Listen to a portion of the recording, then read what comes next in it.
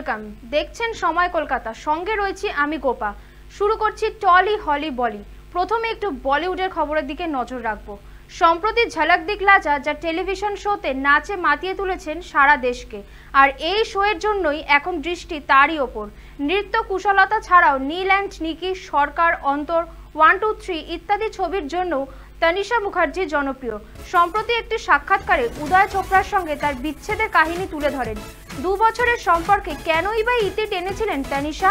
সাক্ষাৎকারের কথা প্রসঙ্গে অতীতের কথা উঠে আসে তার কথায়। বেশ কিছুদিন আগে অভিনেতা উদয় চোপড়ার সঙ্গে সম্পর্ক ছিলেন তার, কিন্তু 2 বছরেই সেই সম্পর্ক ভেঙে যায়। বিচ্ছেদের দিনগুলির কথা মনে করে তনিষা জানান, 10 থেকে 15 বছর আগে দিলওয়ালে দুলহানিয়া লে যায়েঙ্গের সময় থেকে উদয়ের সঙ্গে দেখা সাক্ষাৎ হয় তার। সে সময় খুব ভালো বন্ধু ছিলেন তারা। তারপর ধীরে ধীরে সম্পর্ক গড়ে ওঠে। ভালোবাসা থাকলেও বিচ্ছেদ কেন হলো? এর উত্তরে তনিষা জানান, আসলে তারা বুঝতে পারছিলেন ব্যাপারটা তাদের মধ্যে আর সেভাবে কাজ করছে না। বিচ্ছেদের আবেগের দিক থেকে মেনে নেওয়া বা সামাল দেওয়া খুবই কঠিন ছিল। নীল অ্যান্ড নিকি ছবিতে উদয় চোপড়া এবং তনিষা মুখার্জিকে এক ফ্রেমে দেখা গিয়েছিল। সেখানে অন্তরঙ্গ দৃশ্যও ছিল। সে ব্যাপারে বলতে গিয়ে তনিষা জানান, উদয় এবং তিনি যেহেতু পরস্পরের খুবই পরিচিত ছিলেন, ঘনিষ্ঠ ছিলেন, তাই ওই দৃশ্যগুলিতে অভিনয় করতে তাদের খুব একটা অসুবিধা হয়নি।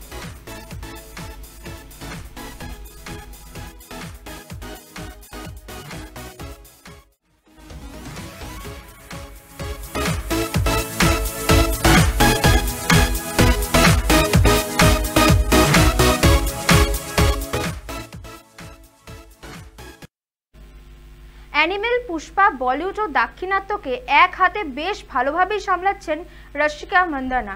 এর মাঝেই নায়িকার জীবনে আরও এক গুরুত্বপূর্ণ পর্ব শুরু হতে চলেছে, তাও বছরের শুরুর দিকে। পাত্র কে? এই প্রশ্নের উত্তরে একটাই নাম উঠে আসে, বিজয় দেবরাকোন্ডা। সাম্প্রতিক গুঞ্জন, চলতি বছরের ফেব্রুয়ারি মাসেই বিজয় ও রশ্মিকার বাগদান অনুষ্ঠান হবে। এখন পুষ্পা দ্য রুল সিনেমার শুটিংয়ে ব্যস্ত অভিনেত্রী। সেই কাজ শেষ করেই নাকি বাগদান সারবেন অভিনেত্রী। শোনা যাচ্ছে ফেব্রুয়ারির দ্বিতীয় সপ্তাহতেই বাগদানের দিন ঠিক করা হয়েছে।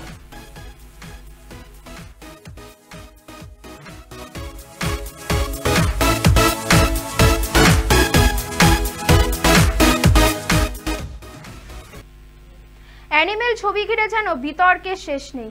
যদিও এই ছবি বক্স অফিসে ব্যবসা করেছে তুমুল, কিন্তু ছবি মুক্তি পাওয়ার পর থেকেই শুরু বিতর্কে।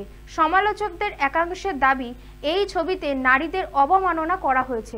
ছবির একটি দৃশ্য এবং জুতো চাটার সংলাপকে কেন্দ্র করে এর আগে সমালোচনা করেছিলেন জাভেদ আখতার। তার কথায় এই ধরনের সংলাপ মহিলাদের অসম্মান করে। আর এবার এই ছবির সমালোচনায় মুখর হলেন অভিনেত্রী কঙ্গনা। সম্প্রতি কঙ্গনা সোশ্যাল মিডিয়ায় এক নেটিজেনের টুইট শেয়ার করেছেন, যেখানে ওই নেটিজেন কঙ্গনার ফ্লপ ছবি তেজসের ভূয়সী প্রশংসা করেছেন। সেই টুইট শেয়ার করে কঙ্গনা বলেছেন, অনেকেই তার ছবির বদনাম করেন, এর পেছনে একাংশের অর্থ কাজ করছে। তিনি বলেন, তিনি লড়াই করে যাচ্ছেন। তিনি এমন কিছু ছবি করেছেন যেখানে মহিলারা মাথা উঁচু করে দাঁড়াতে পারেন, কিন্তু তার দুঃখ আজও কিছু সিনেমায় মহিলাদের জুতো চাটানোর কথা বলেন।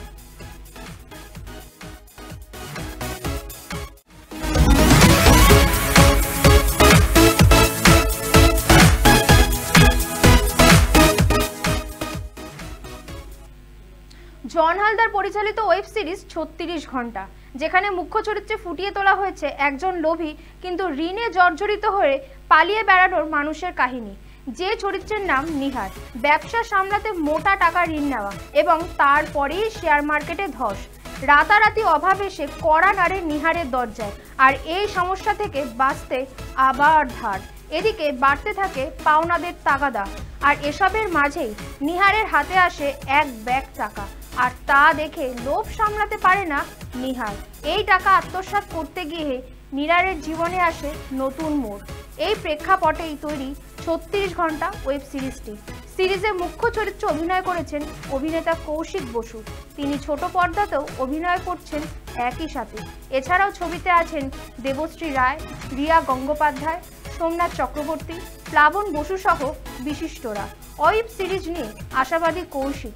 তার কথা, এর আগে সাধারণ মানুষের চরিত্রে অভিনয় করেছেন, কিন্তু নিহারের মতো একজন ভীতু কিন্তু লোভী পালিয়ে বেড়ানো চরিত্র অভিনয় করা বেশ কঠিন।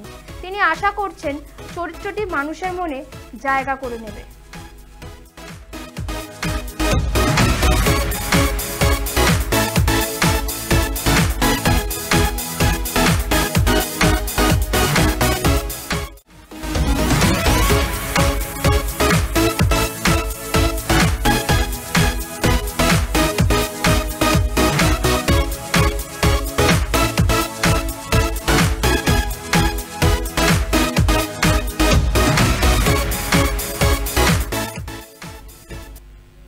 গাজায় গুরুতর আহত হলেন ফাওদা সিরিজ খ্যাত অভিনেতা ইদান আমেদি। সোমবার হামাস গোষ্ঠীর বিরুদ্ধে অভিযানে অংশ নিয়েছিলেন অভিনেতা ইদান। জানা গিয়েছে, অভিযানের সময় দুপক্ষের গুলি বিনিময়ের সময় আমেদি গুরুতর আহত হন।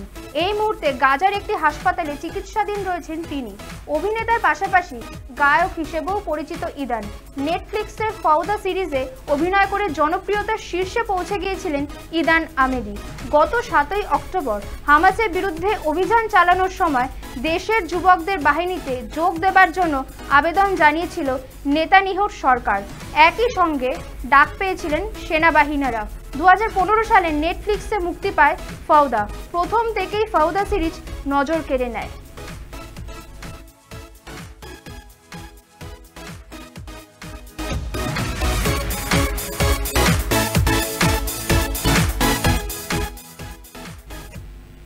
এবার নজর রাখবো টলিউডের দিকে।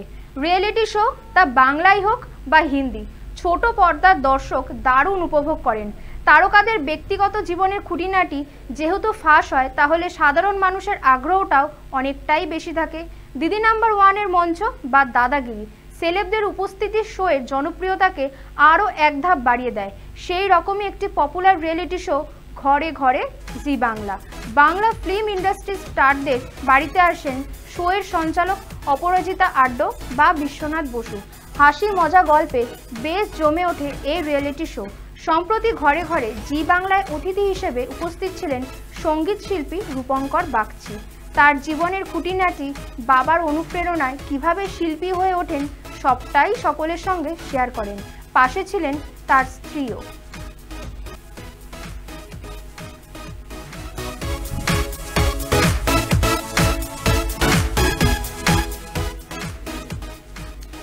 সাধারণত জন্মদিনে অভিনেতা অভিনেত্রীরা ছুটি নিয়ে নিজের মতন দিনটি কাটাতে পছন্দ করেন, কিন্তু অভিনেত্রী নুসরাত জাহান তার জন্মদিনটি একটু বিশেষভাবেই পালন করলেন। সোমবার 8ই জানুয়ারি অভিনেত্রী নুসরাতের জন্মদিন, আর এই দিনেই প্রকাশ্যে আসলো যশ এবং নুসরাতের অভিনীত ছবি মেন্টালের ট্রেলার। এই ছবি যশ এবং নুসরাতের প্রোডাকশন হাউসের প্রথম ছবি, আর তা নিয়ে স্বাভাবিকভাবেই উত্তেজিত নায়িকা। নুসরাত একাধারে যেমন অভিনেত্রী, তেমনি তিনি একজন রাজনৈতিক ব্যক্তিত্ব। তাই জন্মদিনের সকালেই তিনি পৌঁছে যান তার লোকসভা কেন্দ্র বসিরহাটে। সেখানে প্রথমে তিনি বসিরহাট কলেজের ন্যাক সদস্যদের সঙ্গে একটি বৈঠক করেন, আর তারপরই চলে যান বসিরহাটেরই কিছু দুস্থ ছাত্রছাত্রীদের মাঝে। তাদের মাঝে বিতরণ করেন বই, খাতা, চকলেট এবং তাদের সাথেই কেক কেটে নিজের জন্মদিন পালন করেন অভিনেত্রী। তবে নিজের লোকসভা কেন্দ্র ছাড়া নিজের জন্মদিন আর বিশেষ কোনো প্ল্যান করেননি নুসরাত। এই মুহূর্তে নুসরাত এবং যশ দুজনেই ব্যস্ত তাদের ছবি মেন্টালের প্রচার নিয়ে।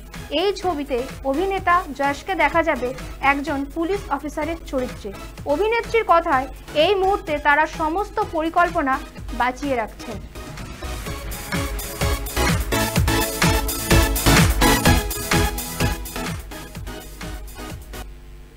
টলি হলি বলি এখনকার মতন এ পর্যন্তই। পরবর্তী সব খবরের জন্য চোখ রাখুন সময় কলকাতায়। সময় বলবে সময়ের কথা।